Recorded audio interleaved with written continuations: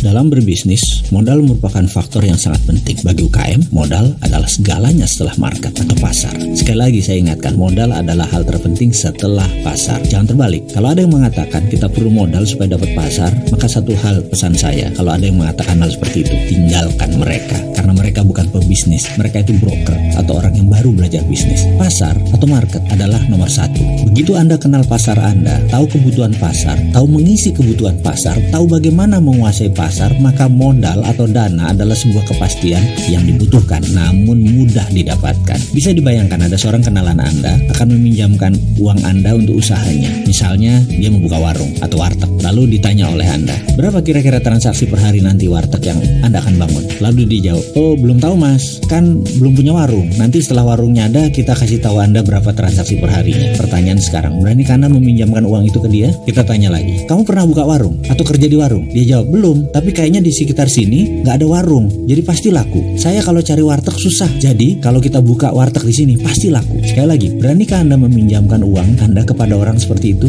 Atau kalau Anda diminta invest, beranikah Anda invest kepadanya? Tetapi bisa Anda bayangkan kalau jawaban dia begini, saya 5 tahun bekerja di warteg, lalu sejak 3 tahun yang lalu saya buka warteg kecil-kecilan dengan paman saya di daerah Pamulang. Sudah jalan bagus, lalu saya sekarang ingin buka sendiri. Kebetulan ada lokasi bagus di sekitar Blok M. Karena di sana nggak ada warteg, ada tempat murah lagi kebetulan, dekat terminal lagi. Jadi saya mau ambil. Kebetulan juga supir angkot langganan kami yang di Pamulang itu kan bolak-balik Blok M Pamulang. Dia cari warteg di Blok M susah. Jadi karena itu saya mau buka di sana. Kebetulan saya punya modal separuh lagi saya permodal. Dengan penuturan seperti itu, akankah Anda invest kepada investasinya? Jawabannya pasti iya. Bahkan secara psikologi kejiwaan Anda siap rugi bergabung bisnis dengan dia. Kenapa? Karena dia sudah mengerjakan homeworknya, sehingga kepercayaan Anda atau ras Anda naik. Jadi walaupun rugi, Anda siap bersama dia. Baik, kita lanjutkan. Saya ingin memberi pelajaran tentang arti psikologi dalam berbisnis dalam video kali ini. Dalam aplikasi psikologi yang diterapkan dalam bisnis, banyak faktor yang akan kita bahas. Ada perilaku pasar, ada sifat pembeli, ada perilaku individual dalam organisasi, ada budaya perusahaan, ada social value atau nilai sosial, dan banyak ragam lain. Kita beri ilustrasi sederhana. Kita bayangkan dalam benak kita sekarang, Anda berada di daerah Muslim. Sebuah toko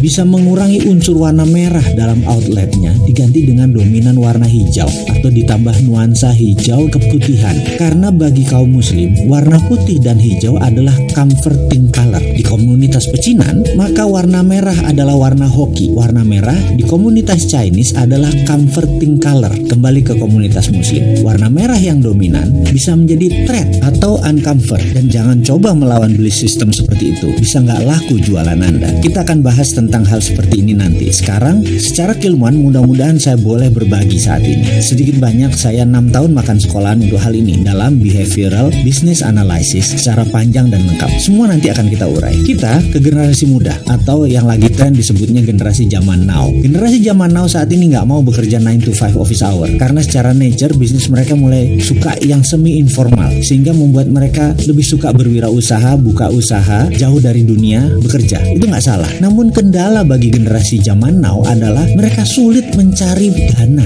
atau pemodal. Kenapa? Ini yang harus diingat. Kita harus ingatkan gambaran psikologis perilaku investor. Sekali lagi, ini saya mau mengingatkan perilaku investor karena kaum investor berbeda dengan kaum muda. Saat ini investor banyak yang sudah tua umurnya ketimbang yang kaum milenial yang baru mulai usaha. Perilaku investor, behaviornya berbeda jauh dengan anak sekarang atau anak zaman now harus paham. Pemodal besar, baik yang merupakan itu private equity fund, hedge fund, venture capital, dan banyak lagi portfolio keuangan, di mana portfolio keuangan adalah where's money makes money. Pengelolanya atau pemiliknya kebanyakan usianya di atas 50 tahunan. Bahkan kalau diambil rata-rata angkatan Bill Gates di atas 60 tahunan. Mereka lahir di atas tahun 55-an sampai 70-an. Itu adalah kaum investor kebanyakan usianya di sana. Di mana pada saat internet booming itu adalah masa periode angkatannya Bill Gates. Angkatan sekarang adalah angkatan pemanfaat isinya internet karena itu banyak digital. Berbisnis berbasis digital ini kebanyakan anak-anak muda. Sementara yang menguasai keuangan usianya di atas 55